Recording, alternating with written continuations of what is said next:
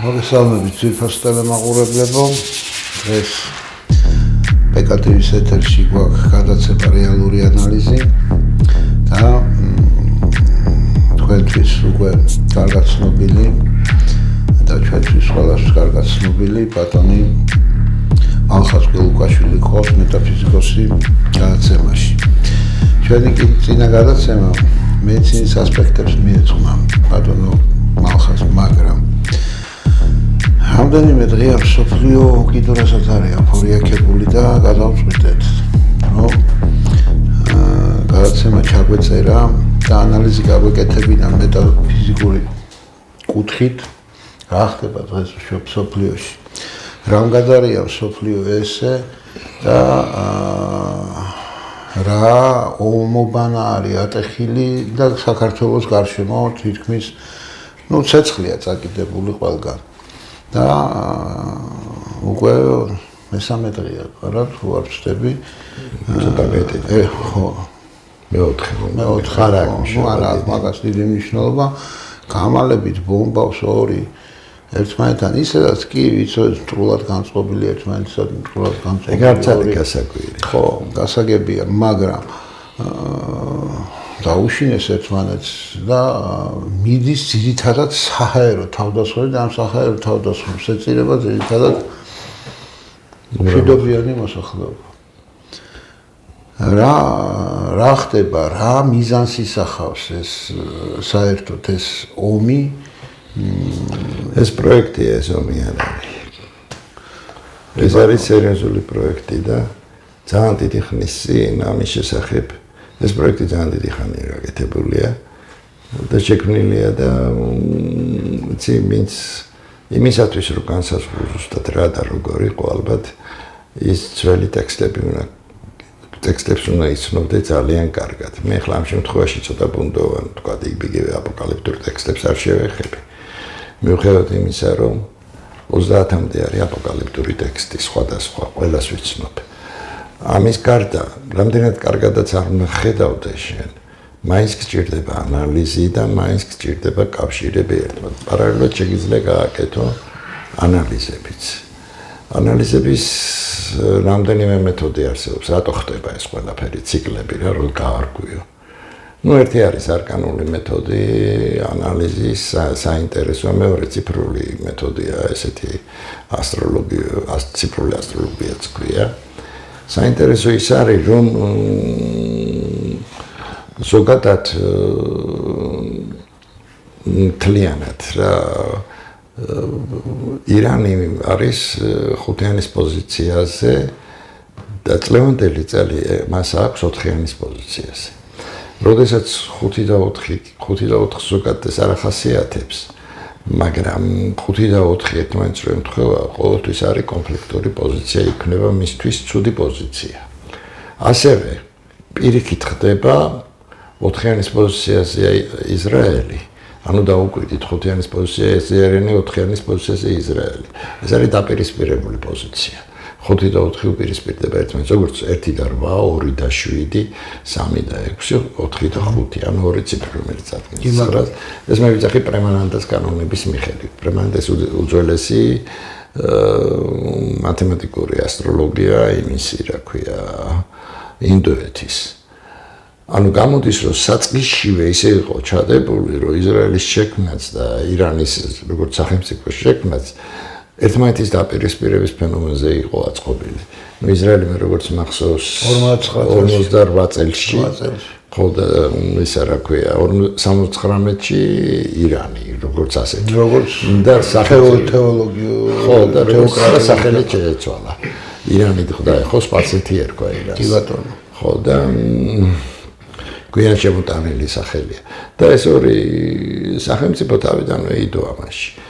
მაგრამ ზოგადად ეს დიდი პროექტია, ეს არ არის ახალი პროექტი, იმიტომ რომ პროექტი რაც ხდება დღეს დედამიწაზე, ჯერ კიდე ბოლო ეტაპის პროექტი, ორი პროექტია ბოლო ეტაპის, ერთი 58 წლის პროექტი, დალასის პროექტი, ალენ დალასის და მეორე ცოტა გვიან შეიქმნა კიდე, ეს არის ანგლო-სიონისტური პროექტი.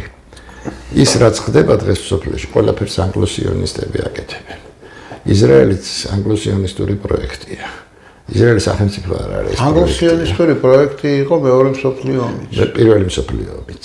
იმიტომ რომ მაგ პროექტის შედგენები დაიწყო ანგლო-სიონისტური პროექტი იყო ჯვაროსნულობებით. ანგლო-სიონისტური პროექტი მსოფლიოს ყველაფერი ჭირს ანგლო-სიონისტური პროექტი იყო ამერიკაც. ხო, გერმანელებისგან, გერმანიიდან მოხდა ყველაფერი, გერმანიიდან დაიწყო ყველაფერი. ბილდერბერგის კლუბი რო შეიქმნა, მერე ისინი გადავიდნენ ინგლისში და იქიდან დაიწყო ყველაფერი. აი ეს ახლა დაწყდება. საქართველოს მომენტიც ანგლო-სიონისტური პროექტი იყო. ის რომ ქართველებს ირანელებთან ომი მოუვიდათ, ის რომ იმან რა ქვია ირანის რომელი 95 წელს 1795 წელს საქართველოსი გამოიშლაშქარა ინგლისელების რჩევით მოხდა ეგ. აღარ მაჰმად ხანმა სულ არ აპირებდა საქართველოსკენ წამოსვლას. ხო და ეს რუსეთის წინააღმდეგ მოხდა მაშინაც. ხო და ჩვენ არ გვინდა ეს ყველაფერი რეალურად გავიგოთ და რა არის და ზოგადად რა არის ისრაელი, იმიტომ რომ წლევანდელი წელი რა არის? წლევანდელი წელი ზის არკანული კანონის მიხედვით მეწყე არკანს. ეს იმას ნიშნავს, არ არის დაფარული, რომელიც არ გაცხადდება. ანუ ყველაფერი ღია და გასაგები რომ ვინ არის ისრაელი და რას წარმოადგენს ეს ანგლო-სიონისტური პროექტი, ამის გარკვევა ძალიან ადვილია. საკმარისია ჩართო რა მოხდა ღაზას სექტორში. ასაო 18,000 ბავშვი მოკლეს ოფიციალურად და ისე იძახიან 28,000. აი ეს არის ანგლო-სიონისტები, ესენი არიან. ეს არის მათი პროექტი, ეს არის თალმუდი, რომელიც მე-6 საუკუნეში შეიქმნა, გადმოწერილია ბაბილონური თალმუდიდან და პირველად ინგლისურად რო ითარგმნა ეს თალმუდი, ვინც თარგმნიდა, იმას შეიტანა კოენებთან. კოენთან მეგობრობდა და ეს მართალიაო რაც აქ-წერია უკითხა, მართალია იმან უთხრა. იცი, შენ რო თალმუდი წაიკითხო თავიდან ბოლომდე, მისი რუსული ვერსია არსებობს სრული. ხო, შეიძლება ქუჩაში გახვიდე და ხოცვა დაიწყო მაგათი. ფსიქიკურად გადაბერო, რა იქ საშინელებები წერია. ნუ ესენი რეალურად რა არის ეს იუდეიზმი, ძველი ახმაც. რო აიღებ ძველ ახმას, ჰერდერმა დაწერა კიდეც დავის დროზე, რომ იეღოვა იმისი ომის ღმერთიაო. ომის არა, დემიურგი იყო. გნოსტიკოსების მიხედვით იეღოვა იყო დემიურგი. დემიურგი ღმერთი არ არის. რო იცახიან ღვთისმშობელი ვარ, თუ მე ჯერდი ისეთი ღმერთის ამწევარ, მჯერა რომ ესაც შეუძლები ყავს და რომელსაც მე უფრო უყვარ ვარ, ვიდრე თქვა მაპუტუელი ზანგი იმის გამო, რომ ის ველურია. ამას იმისთვის მნიშვნელობა არა აქვს. ეს იგივე ეს ჭიანჭველა უკეთესია თუ ის ჭიანჭველა. ეს პოზიცია. ეს ამას ბრმადემიურგს ეძახიან, ეს გარეგნობით როგორია ხო იცით არა? რქები, ისა, შემოშებრელები შმაკის ჭეულიერი გამოდის. თუ ამ კუთხით მიუდგებით და ისინი ამას ამშრალებენ კიდეც იმ სიძულვილში, რომელიც მათ აქვთ კაცობრიობის მიმართ.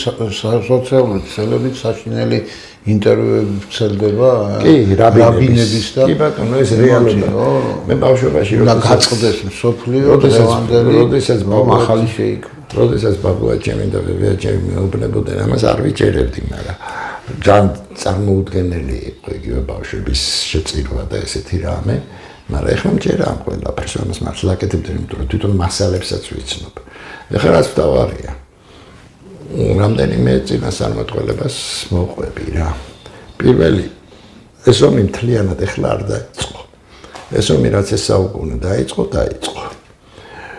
იმიტომ რომ ეს ეტაპი, 21-ის ეტაპი, 21 საუკუნე. კუვეიტიდან დაიწყო. ვერაპიდან, ხო? ჯერ კუვეიტში დაასწრა, მაგრამ გადამტეხი იყო სირიის ომი 14 წელი. როდესაც ხო ამის გაშიფრა არის ძალიან მარტივი. როცა 21 საუკუნე შემოწეს, არის სულელის საუკუნე. ეს არის საუკუნე, როცა ადამიანი უკვე აღარ ფიქრობს. ესეც საუკუნეა. მე აქ მას თავისი პირველი 10 წლეული, მეორე 10 წლეული სიამოვნებაში დაიწყო 2001 წელს იმის აფეთქებით, რა ქვია, თვინქსის ეს ომი. ეგაც გათამაშებული იყო. თავიდან ბოლომდე ვითომ ალ-კაიდა, ვითომ ისა, ვითომ ესა სიამოვნებაში მაგ სასტავის გაკეთებულია ყველაფერი. შემდეგ არის ესეთი წინასწარმეტყველება ძალიან საინტერესო, რამდენიმეს მოვიყვებით და მიხვდებით. უძველესებიც არის. იგივე კაცობრიობის რეინტეგრაციის თეორია, სადაც რა ხდება, ციკლურად როგორ მიდის და როგორ არის მთელი სამყარო მოწყობილი, ჯერ კიდევ ძველ ბერძნებს ჰქონდათ და უფრო ძველიც ესე იყო, რომ ქაოსმა თეოსისგან შექმნა კოსმოსი. არა, თეოსმა ქაოსისგან შექმნა კოსმოსი. მთელი სამყაროს ციკლები იწყება ქაოსში, ქაოსის მაგია გაგიგიათ ალბათ კიდეც ესეთი და ფილოსოფია არსებობს.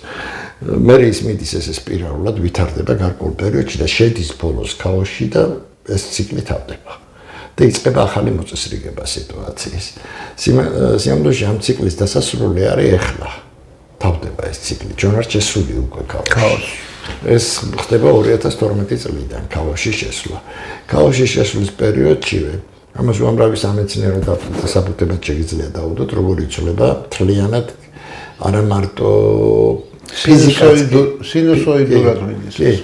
ფიზიკის კანონებიც კი იცვლება დედამიწაზე იმდენად, რომ დედამიწის სიხშირეები იცვლება, იმიტომ რომ იცვლება მაგნიტური ველი, იცვლება ქერქი, ყველაფერი იცვლება დედამიწაზე. ხო და კოსმოსშიც კი იცვლებები მიდის, იმიტომ რომ ეს არის დიდი ციკლის დასასრული.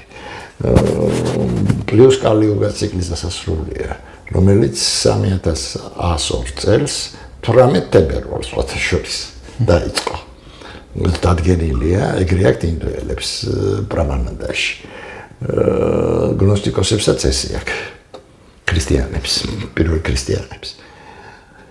ეხლა ქაოსის პერიოდში ვარ შესული. იქ წინასწარმეტყველება ესეთია მესამე მსოფლიო ომის შესახებ არის რამდენიმე ძალიან სერიოზული წინასწარმეტყველება, რომელიც პირდაპირ შეგიძლია გაიგო. ერთი არის რენოსი, ეს არის მე-14 საუკუნე, მეორე არის ალბერტ დიდის, ეს არის მე-13 საუკუნის პირველი ნახევარი. ეს იყო ერთ-ერთი უდიდესი გერმანელი ალქიმიკოსი, მალე ალქიმიკოსის სპოტ, ესეთი წიგნიც აქვს გამოცემული და იმას აქვს წინასწარმეტყველებებიც, გათვლების კანონებით, რა თქმა უნდა. რენოს ხედვის კანონებით აქვს და რენო ვირუსები დახატა მე-14 საუკუნეში და დღეს რო ადრე ამას ახლა რაც არის სურათები გადაღებული ერთ-ერთია. მოხდებით რა დონეზე ქონდა. რენო ნიშნავს შავი ობობა. ხო, ის იყო ბერი იყო ესეთი. და მესამე არის ძალიან საინტერესო წინასწარმეტყველება ალმაიერის.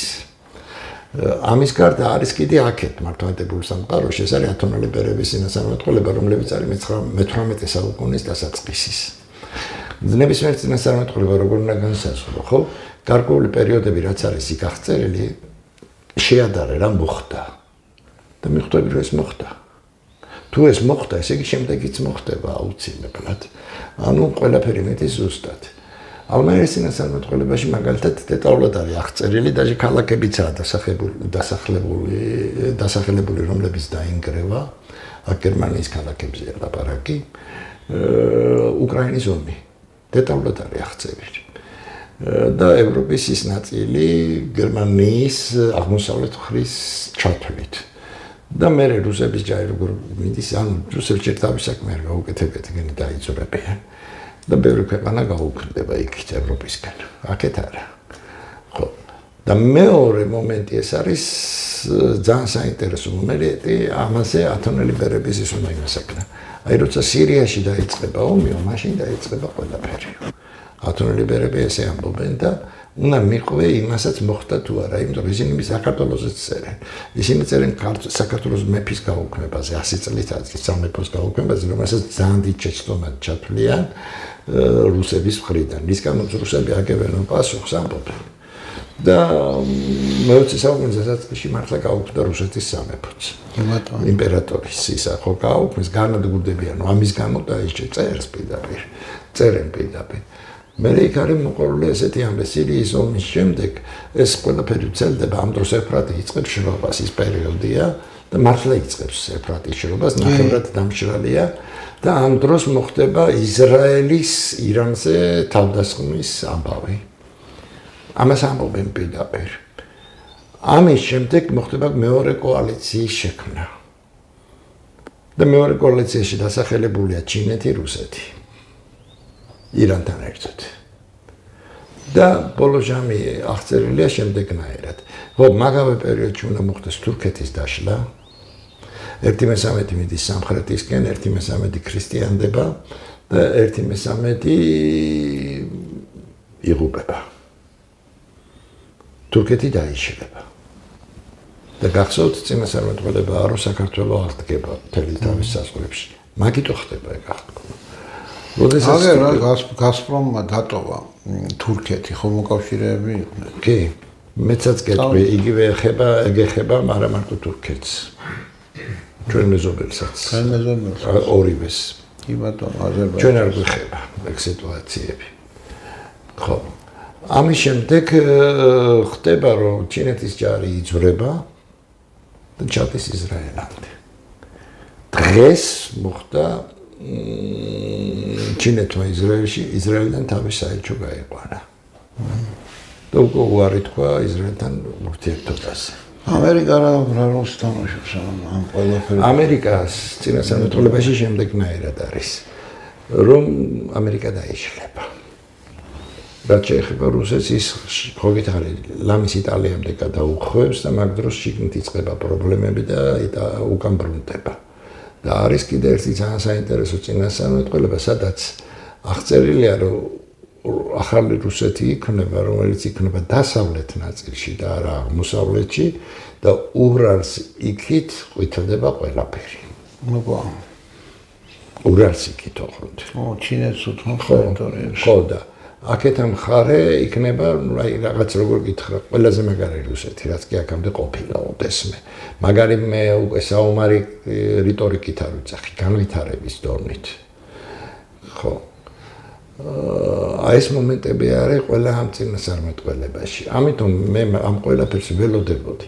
თან ვითვლი ახლა ხაერზე, ახლა არ ვიტყვი, გარდა იმისა, რომ გარკვეულ რაღაცებს ხედავ კიდეც. ახლა ყველაფერს რაც არ უნდა დაინახო, იმას გაშიფრავდა. ხო, მაგრამ უფრო მეტს ვითვლი. ხო გითხარი, წლევანდელი წელი მსოფლიოსთვის არის მე-9 არკანზე. საქართველოსთვის არის მე-13 არკანზე. აქედან გამომდინარე 9-13 შეფარდება უნდა მოხდეს და ამის მიხედვით უნდა განსაზღვრო, უნდა მოხდარიყო საქართველოში. მე-13 არკანი ტრანსმუტაციის არკანია და ნიშნავს ოკულტურ ასპექტებში ვიძახი. ნიშნავს ცვლილების დაწყებას, სრული ცვლილების დაწყებას. საქმე იმაშია, რომ საქართველოს თავისი ამ წყობებით არ მიდის ღრმა ფაზებში, ცუდ ფაზებში და უცაბედი ცვლილება იწყება შემდეგი წლიდან. აქედან გამომდინარე, წლევანდელი წელი ცვლილებების დაწყების წელი იყო. არის კიდეც არ ხდება საქართველოში ტრანსმუტაცია. და პლუს 9 მსოფლიოსი, ანუ არ იგებს ხალხი ყველაფერს, იგებს. იმიტომ რომ განტობილის არკანია ეს მე-9, საიდანაც უნდა მიხვდები, რომ მთელი მსოფლიო იცვლება. ანუ არ არის დაფარული, რაც არ გამშრომდება. და დაიწყო ამის გამშრომება ყველაფრის. მიუხედავად იმისა, რომ ეს 21 წელში ვილაპარაკე, გერმანელებს უთხარი სხვათა შორის 16 წელში.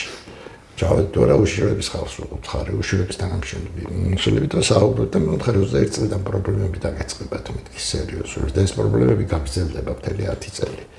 ესე არ არის მეთქი. გაგრძელდება და ძირითადად ამ პრობლემის მიზეზი ინტელექტის დეფიციტი იქნება მეთქი. პირდაპირ ვთხარი. იცი რა მეკნეს, დავიქნიეს თავი და მითხეს ვიცითო. იმიტომ რომ ისინი ძალიან განათლებულები არიან, მე ვიძახი უშიშროების თანამშრომლები.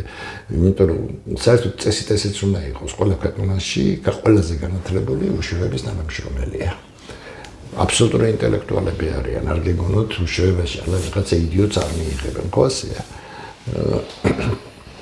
ესეთი დონე იყო იქ. ხო და ამ სიტუაციებს რო შეხედავ, ყველაფერი უკვე თვალყილულია. ეხლა ვიღაცას მე მაპატია და სულ არ ვიყავი ესე განწყობილი სიმართლე რო ვიტყვი, ესე უარყოფითად, მაგრამ იმის შემდეგ რაც ხაზაში ისრაელმა გააკეთა, სულ არ მაინტერესებს ისრაელი გადარჩება თუ არა. ვიღაცისთვის ისრაელი წმინდა მიწაა, ჩემთვის არ არის, ჩემთვის ყველაზე ბინძური ადგილია დედამიწის ზურგზე. ისრაელი მთლიანად, რატო? ყველაფერი ცუდი იქ მოხდა ყოველთვის. ბატონო. ჯერ პალესტინელების მოსეს მერე რო დაიწყო და პალესტინელების სიტყვაზე ვთქვათ, ის ებრაელების ისტორიაა და მართალია. ერთი მართალი ნოერო ებრაელი არ იყო, ყველა მიცის, ეს უთანაფიშია. გარს მოსე არ იყო. ეგვიპტელი იყო. კი ბატონო, არა, ამის დამამტკიცებელი საბუთები არსებობს. მოსვაფშე იყო თუ არა, ესაც არ იციან რეალობაში. ნოე უთანაფიშია გილგამეშიდან და მე ენუმა ელიშა მთელი წიგნებია მაგაზე და შეგვიძლია ნახო უძველეს წიგნებს ვიძახი. და ნახავ საიდან რა აქვთ მოპარული ებრაელებს. არ არის ეგ პრობლემა. მაგრამ ისინი უკვე მათ უკვე დაკარგეს ყველაზე მთავარი ადამიანის სახე. ეს უკვე დაკარგეს ახლა კი არა პალესტინელებთან ბრძოლის დროს. ამას ცხოველის მეტი არავინ გააკეთებს. ბავშვები გაიზრდებიან, ტრატმოგვეკიდებიან, ეხლა ხალხს წარმოდგენა არა აქვს ვინ არის ირანი. უმედურება მაგაშია. ჩვენ გარშემო ვინც ცხოვრობს. მე რუსებს კულტურულად ვთვლი. იმიტომ რომ ხალხს რომელსაც ყავს დოსტოევსკი, ყავს რომელსაც ყავს ჩეხოვი და ასე შემდეგ და ბულგაკოვი და ასე შემდეგ და ეს კულტურული ერია. იმიტომ რომ მაბატია და გერმანიის მერე ყველაზე ძლიერი ლიტერატურა ეს არის რუსული ლიტერატურა. და თანაც როგორიც ეს არის პირდაპირ გაგრძელება გერმანული ლიტერატურის პოსტრომანტიზმის ეპოქის. ანუ გოეთე, ჰოფმანი, შამისო, ნოვალისი, ჰაინე, რომელიც კი დაიღე, გენიალურებია, ხო ასეა. ასევე გერმანიაშივე ესე გაგრძელდა. ასეთი გინა ფილოსოფია, ფანტასტიკური. სხვებთან შედარებით. მე ვწახი რუსული სკოლაც გერმანულიდან არის ძალიან აღებული. ამიტომ დიდი კულტურის ერია კი ბატონო, მაგრამ ჩვენ გვავიწყდება ყველაზე დახვეწილი და ძველი კულტურის ერი ჩვენ გარშემო. ბერძნებიც არ არის, ბერძნებსაც დიდი კულტურა აქვს ახლა არისტოტელე, პლატონი, დემოკრიტე, რომელიც გინდა აიღე. ხო, მაგრამ არის ირანი, ფარსი. ბატონო. უძველესი. ყველაზე ძველი კულტურა ჩვენ გარშემო მიდიის სახელმწიფო იყო ესა. და უზარმაზარი მიდია მე სპარსეთი. ხო, ჯერ იყო მიდიის სახელმწიფო, იგივე ხალხია, უბრალოდ სახელები როგორც ქართველები იყვნენ კოლხები, ივერიელები, რა ვიცი, რამდენი სახელი ეგრისელები და შევიცვალეთ და ბოლოს ქართველები დაგვერქვა. ესე იყო ისაც რა. და ეს არის ძალიან ძველი, მიახლოებით 4-5000 წლის კულტურაა. ეს არ არის სახუმარო და თან კულტურაა, ის კი არა რომ არაფერი მოთაბარეები კი არ იყვნენ. ეს კულტურაა, ეს ის კულტურა, რომელსაც ზალატუშტრა დაიწერა ბოლო-ბოლო. მაგათი ის იყო და ვინ იყო ზალატუშტრა ჯერ უნდა გაარკვიო, ნამხელა დონე იყო და რა იყო, მოკლეს ის ზალატუშტრა ცოტა შორის. საიდანაც მითრა იყო ბოლო-ბოლო და ბოლო-ბოლო სუფიზმი შეიქმნა ამ კულტურაში.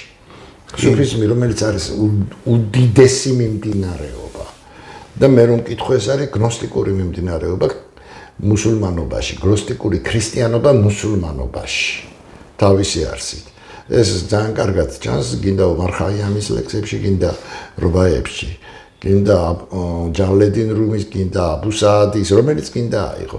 ეს არის გენიალური კულტურის ერია და უძველესი კულტურის ერია. ჯერ ებრაელები ჩაფიქრებულებიც არ იყვნენ, ესენი რომ უკვე უზარმაზარი მედიცინა ქონდათ ახლა. კი ბატონო, უზარმაზარ კულტურას ქმნიდნენ. ერთ-ერთ უდიდეს კულტურას ქმნიდნენ. ხო და ესე არ შეიძლება ადამიანებთან მოქცევა. დაუშველი არაფერი რჩება ამ სამყაროში. ამიტომაც ესე ექცევიან, მე არასოდეს მავიწყდება ერთი მომენტი, ვახუშტი კი არა, ვახტანგ კოტეტიშვილს ვკითხულობდი, ესეთი მწვანე წიგნი იყო, ხალხური პოეზია. და იქ არის ერთი ლექსი, წუთი სოფელი რა არის აგორებული ქვა არის. ხო და იქ არის ჩვენ და თათაშორ ნაყოფილება რა არის ვამბობს. ანუ დამოკიდებულება ადამიანის მიმართ. ჩვენ ეს დამოკიდებულება ქართველებს მუდმივად გქონდა და ამან გადაგვარჩინა.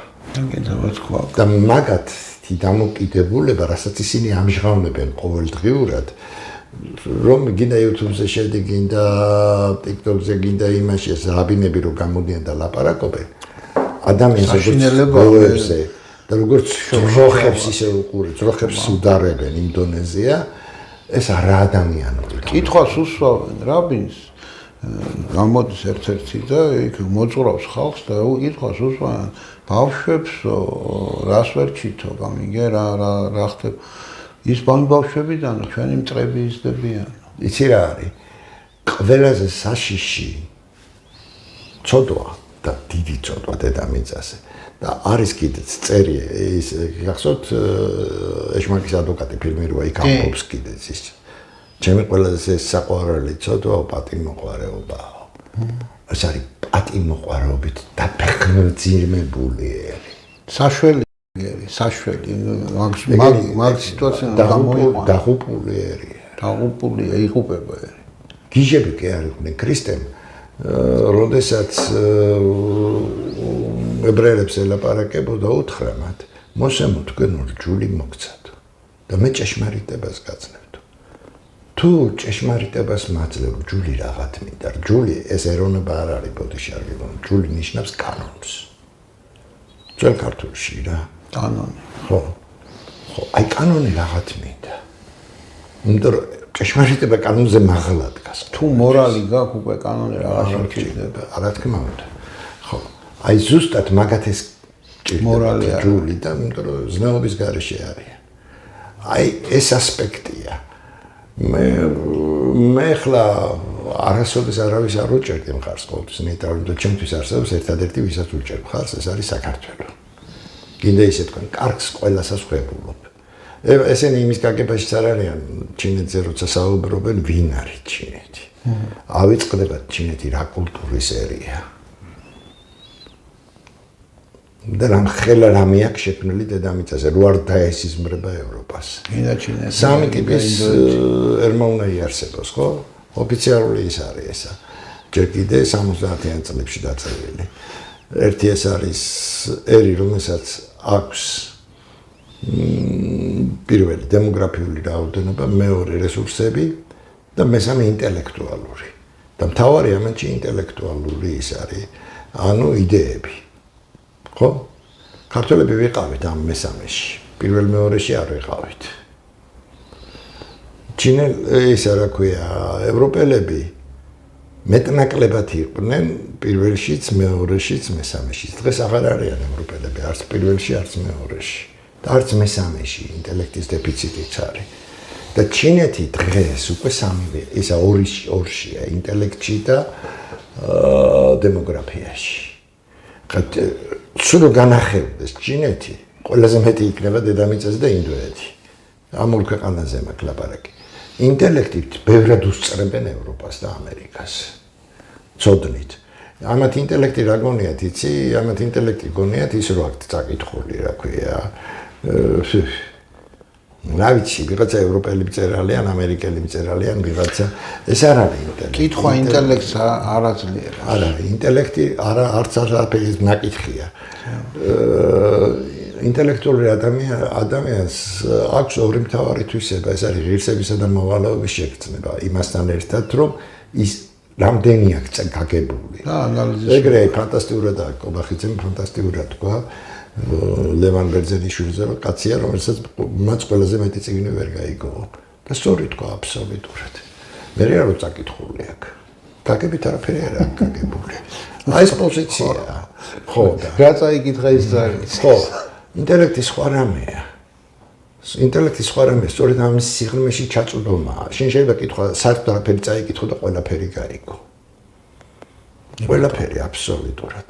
ძალიან ხშირად გაუცებული ვარ შუა საუკუნეების რაღაცებს ვკითხულობ და დარწმუნებული ვარ იმ ხალხს გაგებული არ ქონდათ ლაოცი მაგალითად და დაუდეცინი რა თქმა უნდა წაკითხული არ ქონდათ. იგივე საუბრობენ. იმიტომ რომ ინტელექტი ქონდათ. შინაგანი ინტელექტი ქონდათ უმაღლესი დონის და ამ ყველაფერს იგებდნენ. გნოსტიკური მეებს რო კითხულობ ტექსტებს ხო? ნუ შეიძლება შოკში ჩავარდე. იმხელა ინტელექტი დევს მასში. იმხელა და ისეთი და მთელი სამყარო ის რა იყო, ეს ადამიანი ცხოვრობდა სამყაროსთან ერთად. და იმიტომ. როგორ იცი? დღეს გვატყუებენ ყოველდღიურად.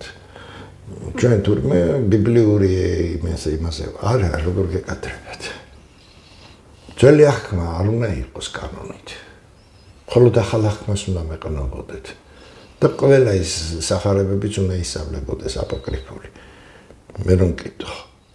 იმიტომ რომ სინოდში რეალურად მთელი ეს მოძღვრება არ არის დაყრდნობილი ძველ აღქმაზე. ქრისტეს მოძღვრებაზე მაქვს საუბარი. ეს უფრო ახლოს არის ზალატუშტრასთან, მითრასთან, ლაოცისთან, ვიდრე ძველ აღქმასთან.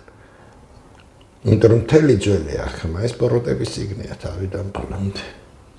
მერთმა უთხრა აბრამს რომ მომიყვანე შენი შვილი, შემომწირე მე კი გააძრო ხელიდან დანა. ისააკმა უთხრა ღმერთს მოდი მეჭიდავე. მოდი მეჭიდავე. ეს ღაფრებია ყველაფერი. ეს ყაპრები რა არის ღმერთი ისაც არ არის ახსნილი და იმიტომ არა ღმერთი ესეთი წვრილმანი ვერ იქნება რა ის სხვა არის ის ძალიან დიდია ქრისტე ამბობს ფანტასტიკურად მე მამაში ვარ და მამა ჩემშიაო და თუ თქვენ ჩემი გჯერათ თქვენს მამაში იქნებით და მამა თქვენში იქნებაო მეტი არაფერი ღმერთი რომელიც ჩვენ თავში უნდა აღმოაჩინო და მე სამყაროში ჩვენ მისი ნაწილი ხარ ძალიან პატარა ნაწილი მაგრამ ვიცი ნაწილი მთელს მაგრამ უნდა შეიცნო ეხლა ზუსტად შეიცან თავი შენი კი ფრაქტალური თეორია გაიხსენეთ მათემატიკაში ნებისმიერი წერტილი ქმნის მეორე წერტილს ასე იქნება და ყველა შეიცავს თავის ასპექტს ეხლა ჩვენ უჯრედი ვართ არა ჩვენ სხეული ვართ მაგრამ ის უჯრედები ქმნის ამ სხეულს დღეს ხო ცნობილია რომ ყველა უჯრედს ტვინი აქვს კი ბატონო აქვს კი ბატონო გულს ტვინი აქვს 1991 წელს დაადგინეს რომ გულში არის 40,000 ნეირო კუჭნაწლავსაა ტვინი ხო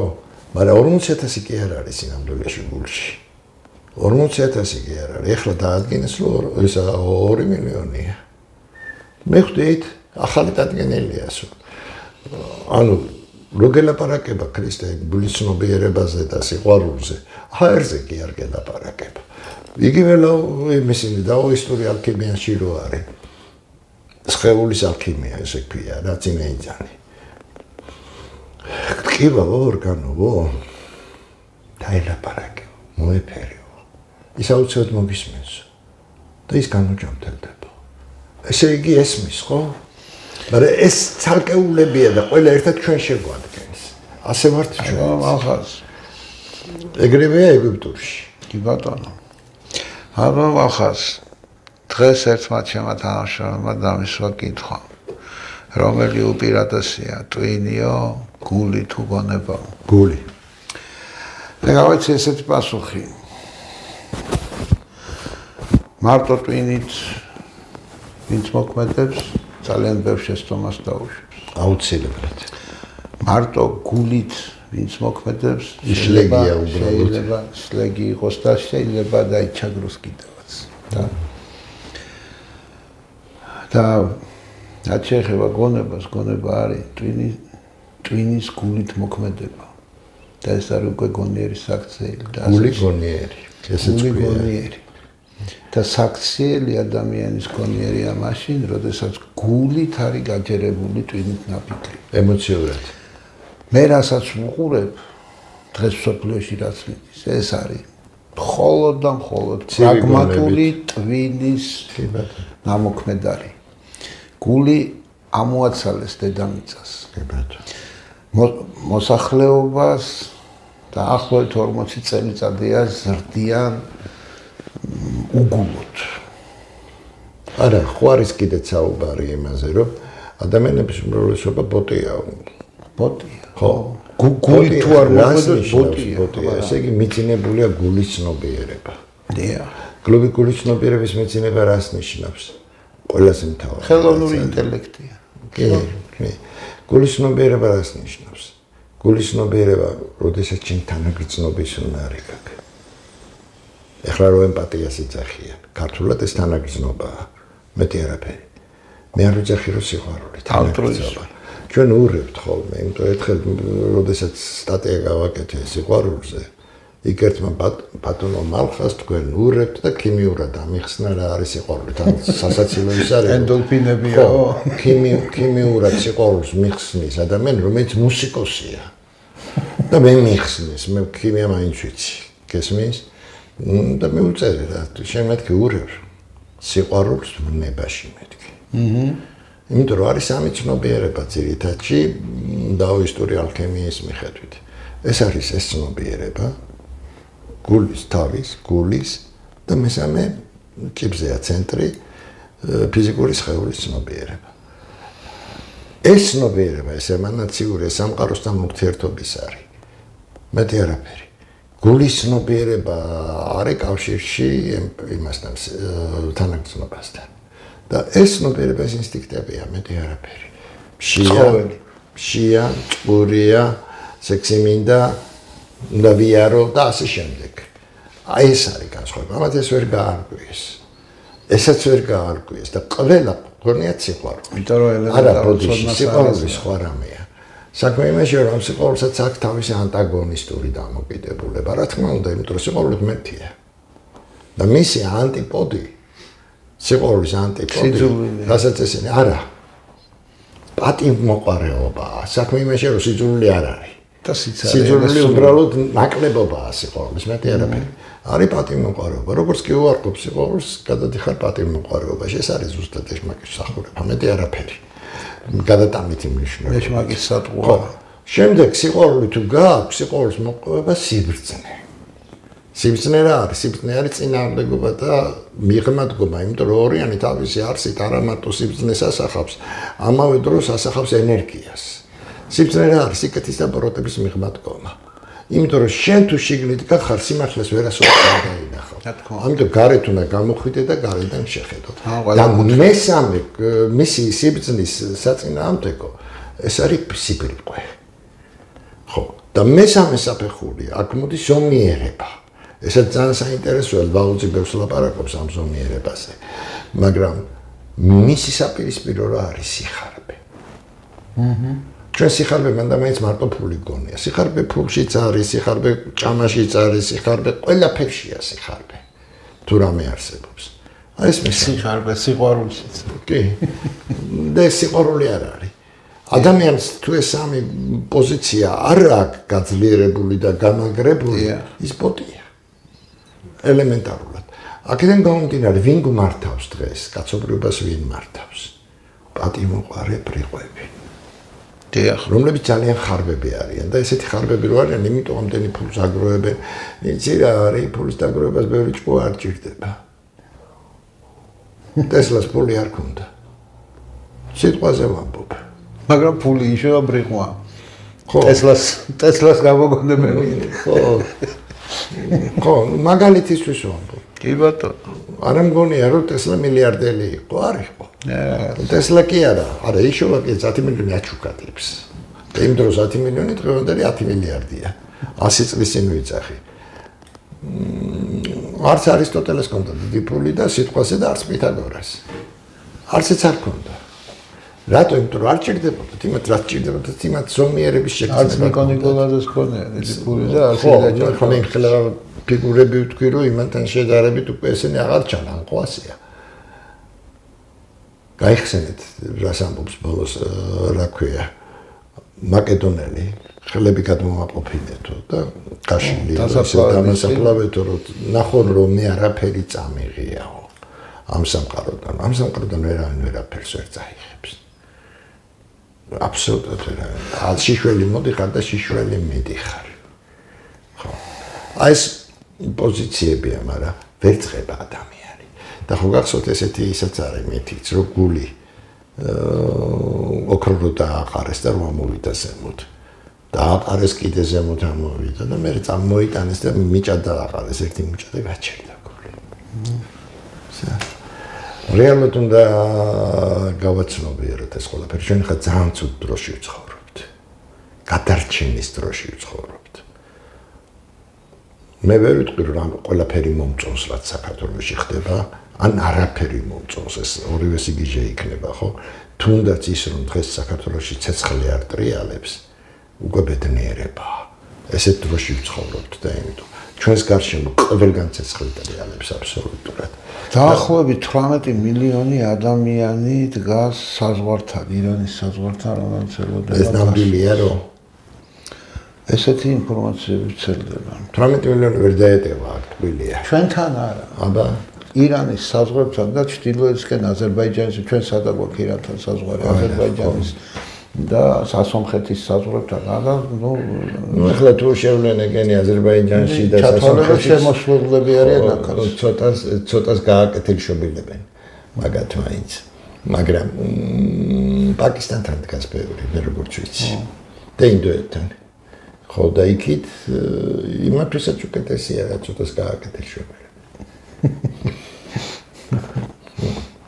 პაკისტანთან დგას ბევრი თორე 18 მილიონი აქეთ ვერ იქნება 700 კილომეტრში მოხდაო აზერბაიჯანიდან ის აფეთქება ბოლო დასაწყისში თავიდან გადმოხაც რამ განაპირობა თუ შეიძლება ამის თქმა არა ეს პროექტი არა სხვა რამის ვამბობ აი ისრაელის შექმნა და იმ წუთასვე ირანის მოწინააღმდეგე ეს იყო მოცხადა თავი არა ეგ იყო პროქსი სახელმწიფოა რა ინგლისის პროქსი სახელმწიფოა ანგლო-სიონისტური პროექტია ეხლა რა არის იცი ძალიან ცუდი სიტუაციაა ამერიკას თავის ქვეყანაში ამერიკა დგას დიდი სამოქალაქო ომის პირზე კი რეალურად ამის გარდა ყველას ავიწყდება რომ ამერიკაში მოსალოდნელია ძალიან სერიოზული კატაკლიზმები ბუნებრივი იმიტომ რომ ის ზოლი რომელიც კატის იგივე გეოლოგიურ ზოლზე მოკლაპარაკი ამერიკაში იგივე მოსალოდნელია ურალში იმიტომ მოხდება დათმობაც მე ალბათ ხო ეგზოლი კარგს არაფერს არ გამოიწვევს შეიძლება საერთოდ დაშალოს ამერიკა და ამ ფონზე უკრაინას როგორ ხედავთ უკრაინა აღარ არსებობს მაგრამ ისრაელი ვერ შეიქმნება როდის დამთავრდება ეს პროექტი დაიდო პირველად 2013 წელს 92 ხო დაიდო ეს ზოგადი პროექტი, მაგრამ თვითონ უკრაინისა და რუსეთის დაპირისპირების, მაგრამ აი ზეციური იერუსალიმის პროექტი დაიდო 2013 წელს. მაგ ეს პროექტი. წაკითხულიც მაგ თავიდან ბოლომდე და მაშინ დაიდო, იმიტომ მოიყვანეს ზელენსკი. და კიდეც ფილმიც გადაიღეს მაშინ, სლუგა ნაროდა სპეციალურად გადაიღეს, პრაქტიკულად გააფრთხილეს, იმიტომ რომ ესეთი კანონი არსებობს, უნდა გააფრთხილო, ისე არ შეიძლება. ეს ოკულტური კანონია და მე უნდა იმოქმედო. თორე ისე ბრძალა ვერ ექნება. გააფრთხილეს პრაქტიკულად, მაგრამ ნუ მაპატიე არ ათხოვს. საერთოდ цаრიელი თავს, цаრიელი თავი ფეხებს ამძიმებს, თორე კი არ ამსუბუქებს. ეგ არის უბედურება. ხო და ნუ ესენი ხო ძალიან ჭკვიანები არიან უკრაინელები ზოგადად. ამ დროს პარლამენტის 80% ებრაელები ყავდათ. ეს ებრაული პროექტია. ეგაც ანგლო-სიონისტური პროექტია, ახალი იერუსალიმის შექმნა, მაგრამ არ გამოვა, ვერ შექმნიან. არ გამოვა ეგ პროექტი. მაგრამ ეს ომი შეიწირავს ისეთ ქვეყნებს, როგორც არის ბალტიისპირეთი. პოლონეთსაც.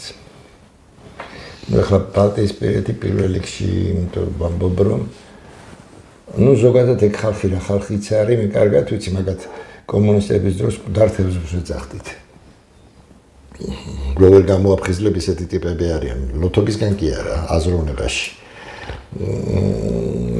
მაგრამ მეორე მსოფლიო ომის დროსაც ასაც ეგენი აკეთებდნენ საშინელებებს, ეს დაავიწყდა ყველას. ისე როგორც რასაც ჩეხები აკეთებდნენ ყველას დაავიწყდათ.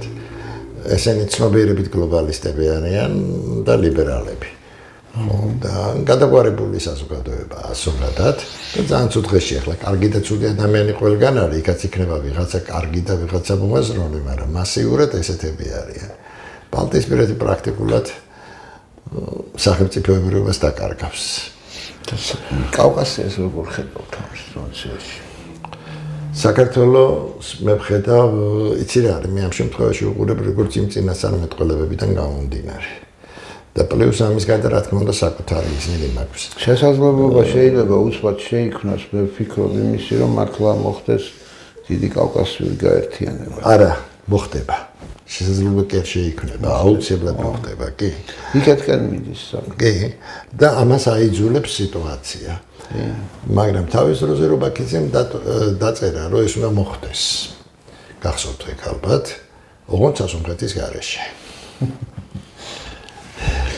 ესე დაწერა. გრიგოლი ღვთისმეტყველის მაგას გვაფრთხილებთ. არა, ესეც იქნება.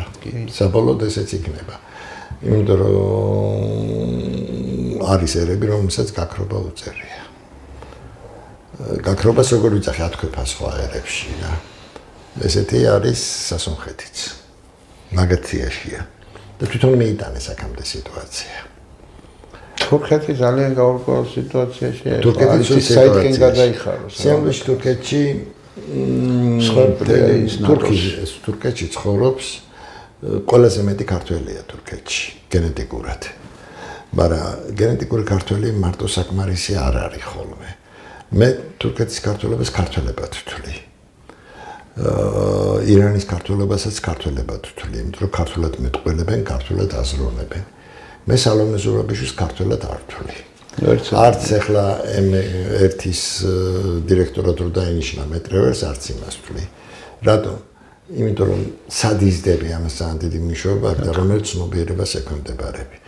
იმათ ბავშვობიდან თურქეთის ქართველობასაც და ამათაც როგორც ქართველებს ისესდიან. და ზურაბიშვილი როგორც ფრანგი ისე გაიზარდა. მას მემკვიდრეობითაც ძალიან ცუდი გენი აქვს, შორს რო არ წავიდეს ის კედიათი რო ამაყობს ვინ იყვნენ, თუ დაჭირდება გავახსენებ დეტალურად. ეგ საქართველოს გამყიდველი ხალხი იყო ყველა. ხო და თან არასდროს ვერ ისწავლა ქალმა ქართული. ვერ ისწავლა უბრალოდ და ვერც ისწავლის, არც იცის, ის აზროვნებს ფრანგულად. ხო. დეგრადირებული ტვინის პატრონია. მას ეროვნება არ გააჩნია, ესეთ ხალხს ეროვნება არ გააჩნია. და ყველაზე ცუდია ხალხი, რომელსაც ეროვნება არ გააჩნია, ის გულავს ქვეყანას. ხო. ესეთი იყო ჩვენი მიშაც. მას ეროვნება არის და იყოს რომ ვამბობ, ესე კი იყო. მიშაცთან თელი ნაციონალური მოძრაობას ეგრე არიან და ნაციონალური მოძრაობას და ესენიც გას. ეროვნება ჯერ პირველი ენა პირველი. და მე ამის გარდა ქართული ცნობიერება, იმიტომ ენა ცნობიერებას მოიცავს ზოგადად. და მეორე შენ წმენა. ეროვნებას წმენა. შენ თუ გჯერა, მე ხა ძალიან დიდ პატივს ვცემ, როგორც მსახიობს ბასილაშვილს. ან როგორც რეჟისორს დანელიას. სიტყვაზე ვამბობ, მაგრამ ესენი ქართველები არ არიან. არ არიან. ორივე რუსები არიან. ჩვენ რეალურად უნდა დავინახოთ სიტუაცია. კი ბატონო. საქართველოში დაბადებული გაზრდილი გარდა იმას უნდა ქონდეს ცნობიერება ქართული. ძალიან დიდები არიან, მე არ ვიცახი რომ იმაზე რასლაბარაკობ, იმასთან მივიდნენ ჩვენები რამდენიც გინდა, ეხლა რო არიან მით უმეტეს ისინი. მაგრამ გინდა როგორც რეჟისორთან და გინდა მე არ ვიცახი ახლა აქაც იყვნენ რა თქმა უნდა აბულაძე და იყვნენ სერიოზული რეჟისორები, მაგრამ ზოგადად ვიცახი მე. ეხლა რო ყავს ის კლასიკოსები არიან ბოლო ერთიც და მეორე ორივე ქართველია და იმიტომ დავასახელე. მაგრამ ისინი ქართველები არ არიან, გვარი აქვთ მარტო ქართული. ეგრე მთელი შტო დავიდოვების ქართველები არიან, მაგრამ რუსეთში დაბადებული გაზრდილი დავიდოვების, მაგრამ ვახტანგოვი მაგალითად კიდე. მაგრამ ისინი ქართველები არ არიან. კი ბატონო. კი, შეუძლია თქვას, რომ წარმოშობით ვარ ქართველი, მაგრამ დღეს არ არის ქართველი. დღეს ისინი არის პარლამენტში რო ხედავ, უმეტესობა მანქურთები. ხო, ეს ქართული გვარები. ქართულ გავრებით ისინი როგორ არიან ქართველები? არა, შენ დედაც ქართველი ყავს, მამაც ქართველი ყავს, წინაპრებიც ქართველი ყავს, მაგრამ არ არის ქართველი. ქართულს არ აქვს. იმიტომ რომ ქართველობა რწმენაა. პირველ რიგში ის არის, რომ შენ გჯერა რომ ქართველი ხარ, შენ თუ გჯერა რომ ქართველი ხარ, შენ ზრუნვა. შენი ტერიტორიის გაფრთხილება, ქართულობა, შენი საქმეების გაფრთხილება, შენი მოყვასის გაფრთხილება, ენის გაფრთხილება. ქართული ენა არიციან ხალხს. აჩია საქმე ხალხო. ჯერ ნახე როგორ ლაპარაკობენ. ყველა პარლამენტის დეპუტატი. კი, მაგრამ რამდენი პარლამენტი ყავს? ყველა პარლამენტის დეპუტატი. ჟურნალისტი გამოდის, ყველა ჟურნალისტი ესე გამოდის. გინდა ინგა გრიგოლია იღე და გინდა კვესიტაძე და გინდა ისე. ქართული არიციან. გინდა გვარამია. ქართული არიციან. რაღაც ისეთ სიტყვებით არ ახუნებენ. ეხლა ნანუკა ჟურნალზე არ ლაპარაკობენ საერთოდ გაუნათებლობის ზენიტია და ინტელექტის დეფიციტის ზენიტია გადაკვესიტაძე. მაგრამ ზოგადად სულ ესეთები არიან, საუბედუროდ პოლიტიკოსებიც ესეთები. დიდი აბრაწერია. აი, ქოთორაძეს. ეროვნული სისხლის ბანკი. ეროვნული რას ნიშნავს? მარტო ქართველებს უნდა უღოთ სისხლი? ეროვნული სისხლის ბანკი რას ნიშნავს? ხო? სისხლის ეროვნული ბანკი შეიძლება იყოს. და ყველაფერს ეროვნულს ვუაწევს და არაეროვნულ საქმეს ვაკეთებთ რაშია საქმე. ეროვნული სისხლი როგორია განსხვავებული? ხო, არა ესეა აბრაწერია.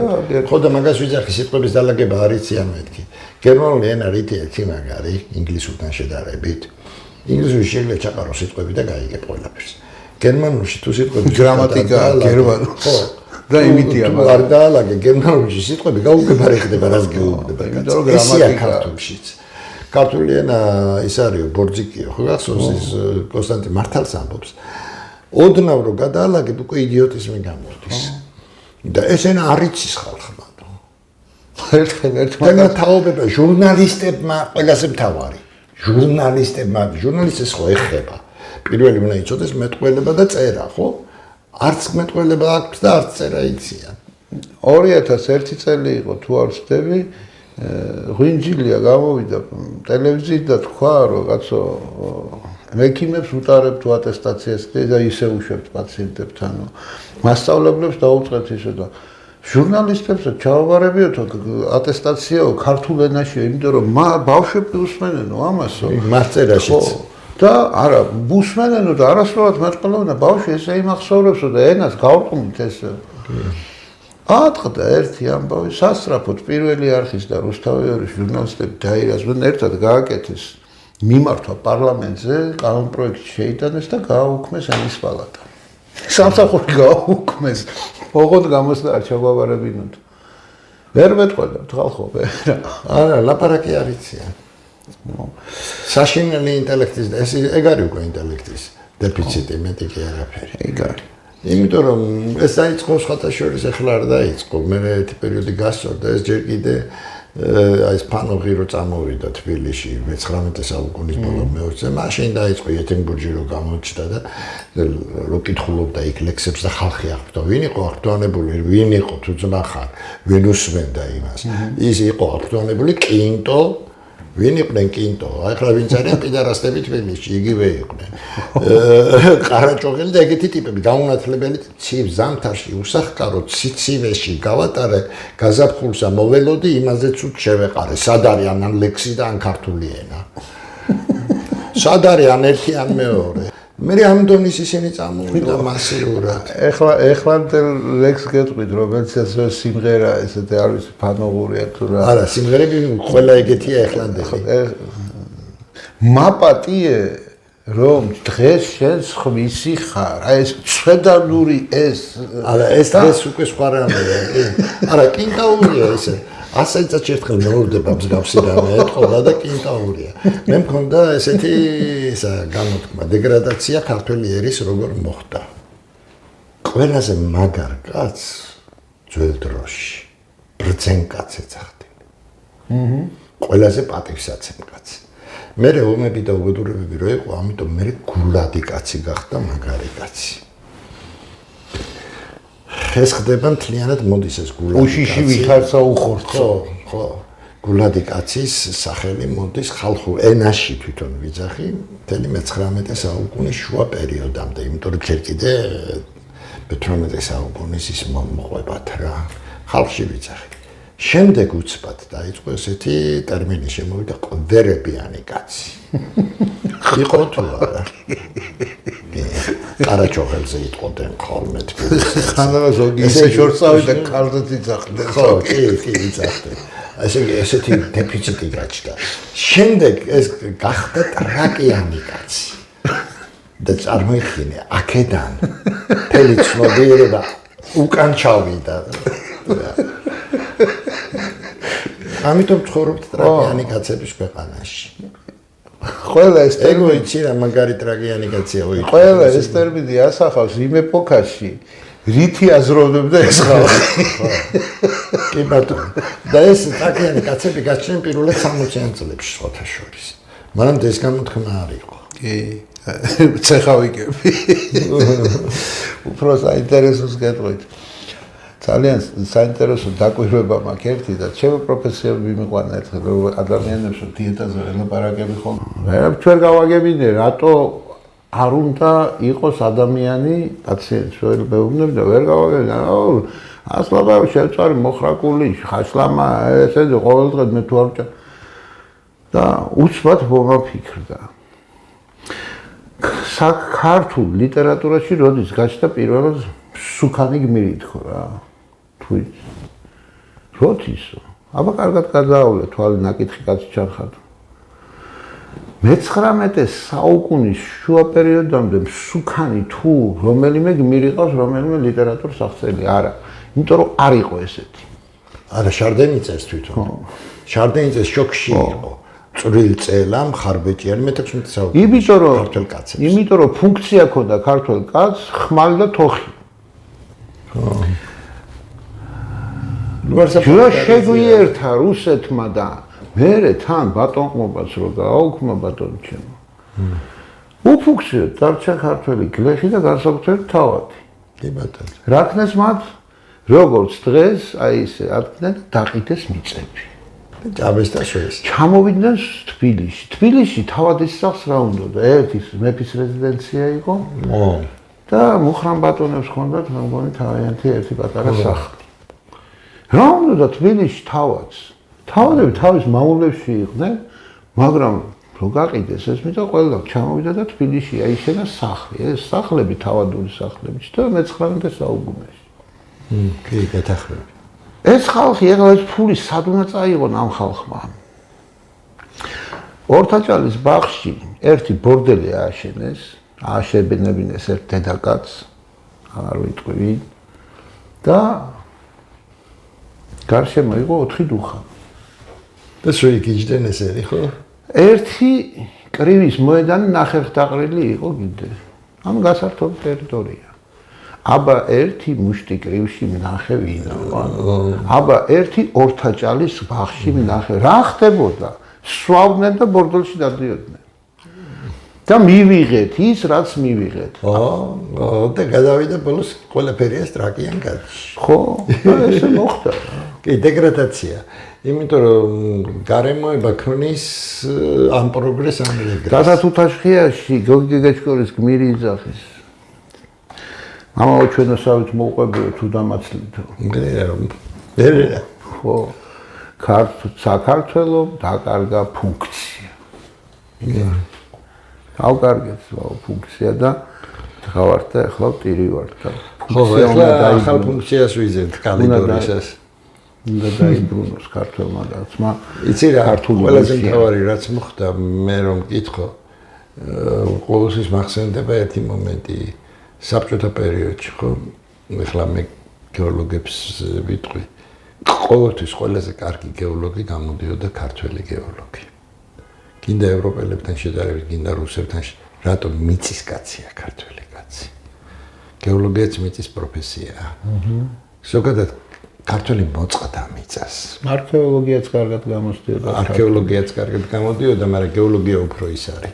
არქეოლოგია მაინც ისტორიასთან მიბმაა და გეოლოგია უფრო სხვა სფეროა. ხო და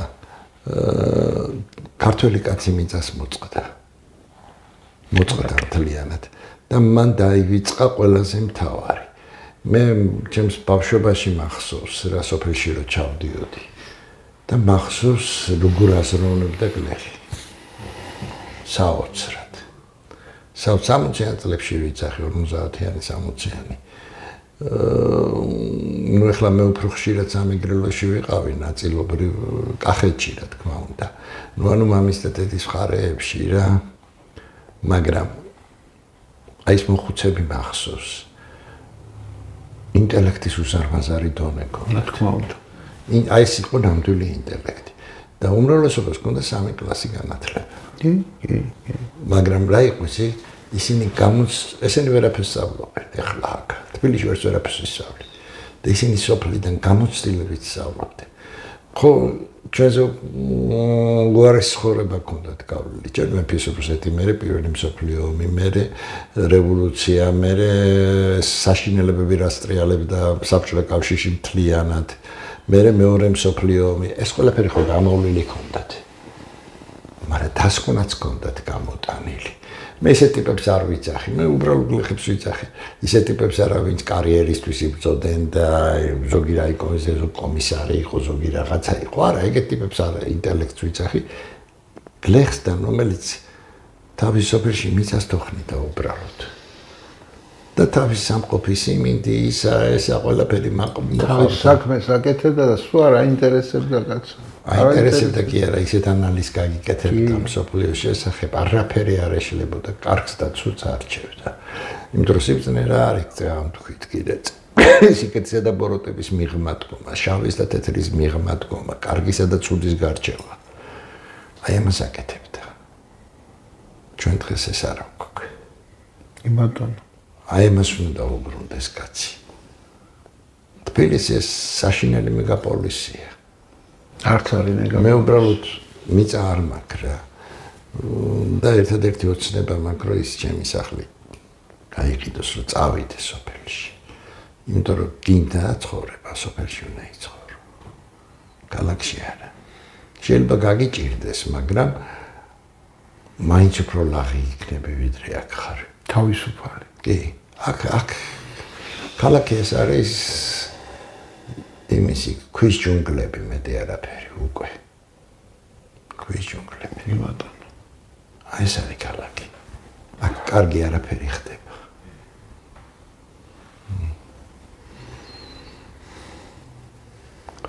აი ამის გააზრებაა საჭირო და ეს დრო დადგება. უკვე ძალიან მალე, უკვე დამდგარია, მაგრამ უფრო დადგება. იცი მე არ მესმის იმ ადამიანის ვინც 100,000 და 200,000 რაღაცა ამ ჯურღმულში, რომელიღაც ბინაში მისცემს იმისათვის რომ ლიჟბი ქალაქში იცხოვროს. წაიღე ის ფული სოფელში პატარა სახლი იყიდე. მიხედე რა, მეურნეობას მიხედე, მიწას მიხედე, მიწას შე როგორც კი დაუბრუნდები, სიბრძნეც მოდის, თავისუფლებაც მოდის, სიყვარულიც მოდის, ყველაფერი მოდის. მაგრამ სოფელში ვინც ცხოვრობს, იმასაც აღარ უნდა ხელის განცრება. და პირველ რიგში ხელისუფლებამ რაც უნდა გააკეთოს, მაქსიმალურად უნდა შეუწყოს სოფელს ხელი.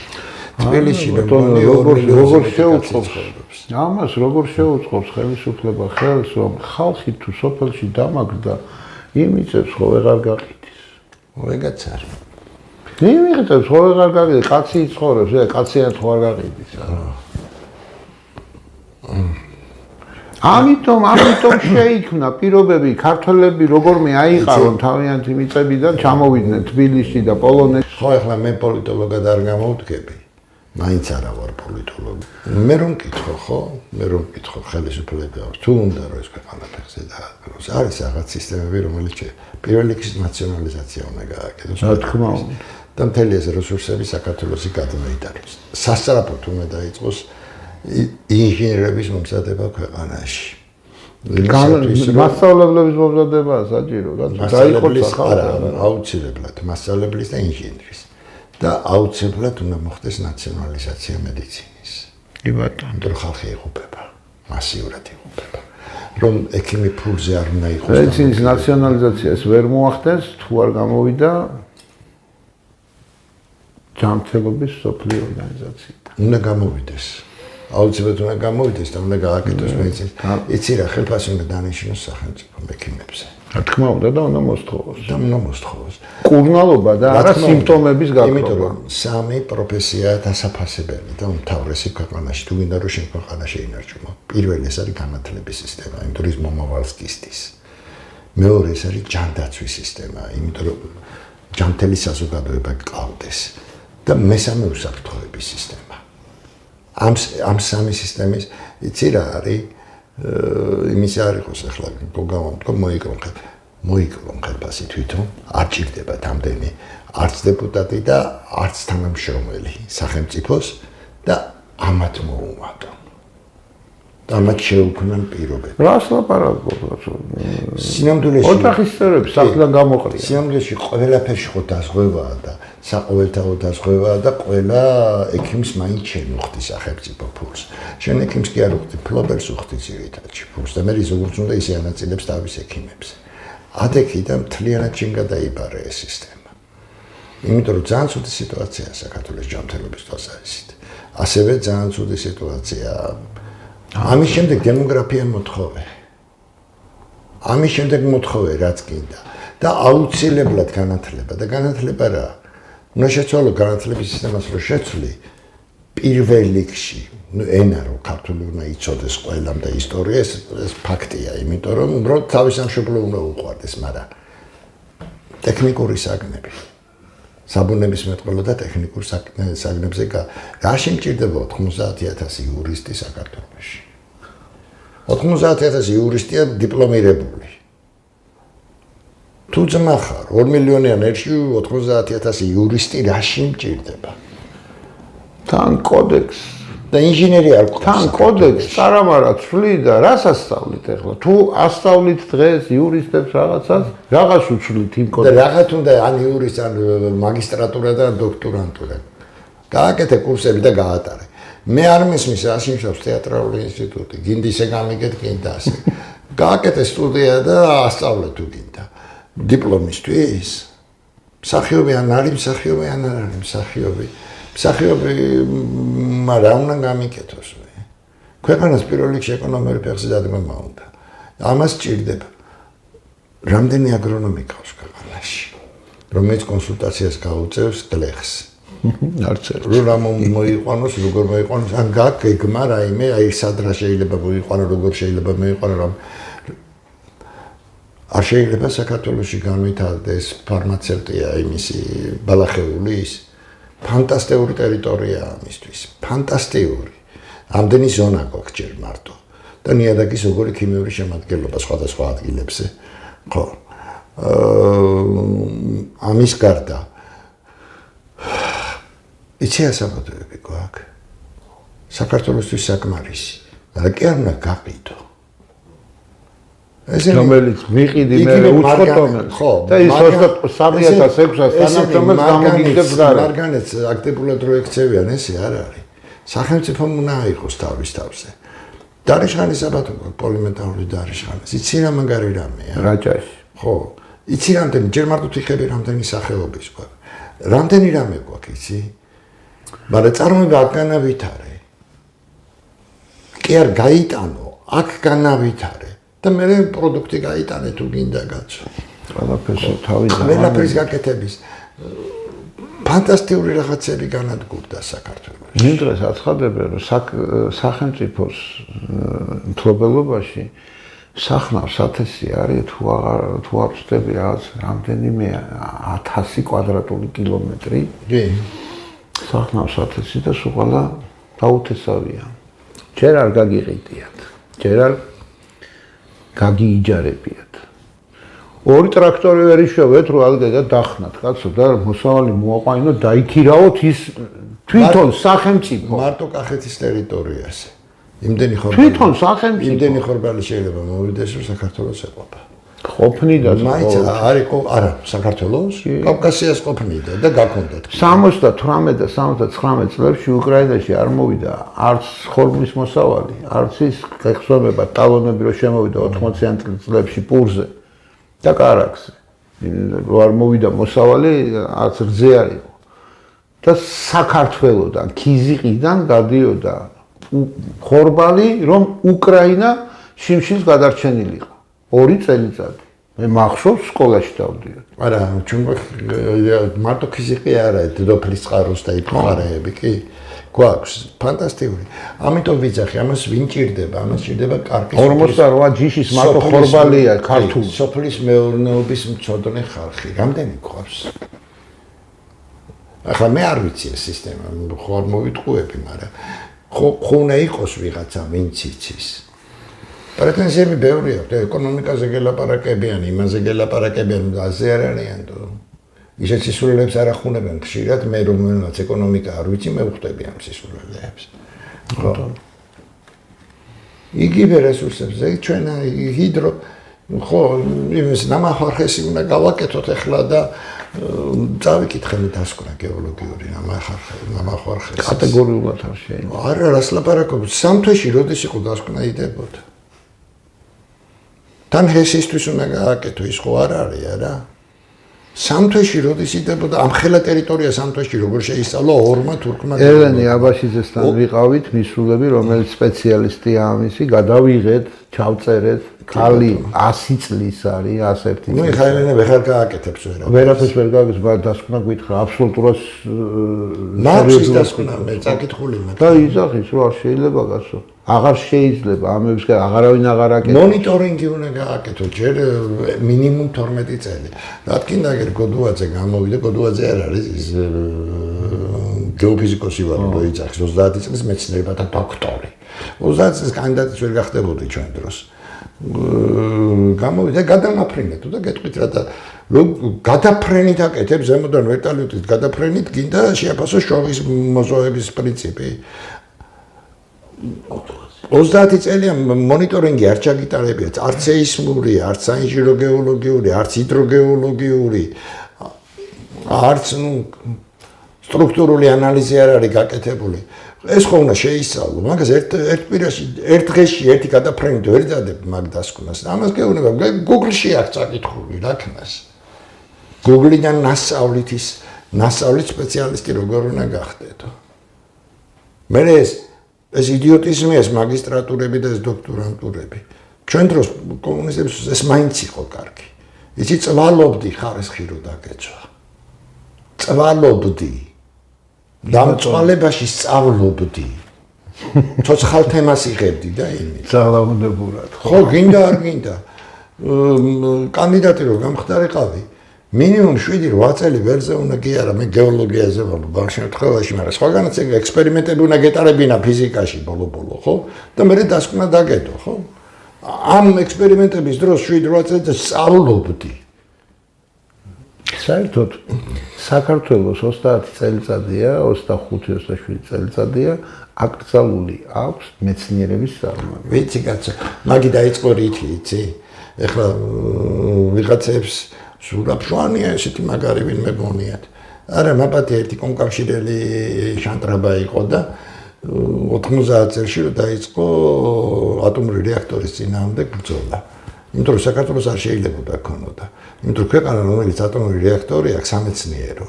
ის ვერასოდეს ვერ გახდება მესამე რიგის ქვეყანა, ის ითვლება პირველ რიგის ქვეყანად. ეს იყო ფანტასტიკური კვლევის ლაბორატორია ატომური რეაქტორი.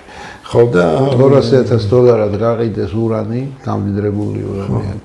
ხო და დაახურინა, მოიკლა თავი ზურაბჟვანია. აი ეგ ჩვენებო. მაშინ ზურაბჟვანია იყო შეფი. და 800,000 ფუნტი სტერლინგი გადაუხადეს ინგლისს, რომ ეს გაეტანა. ტრანსპორტირებაში 800,000 ფუნტი სტერლინგი იქნა გადახდილი და $200,000 გაიყიდა. მილიონები ღირდა იქ.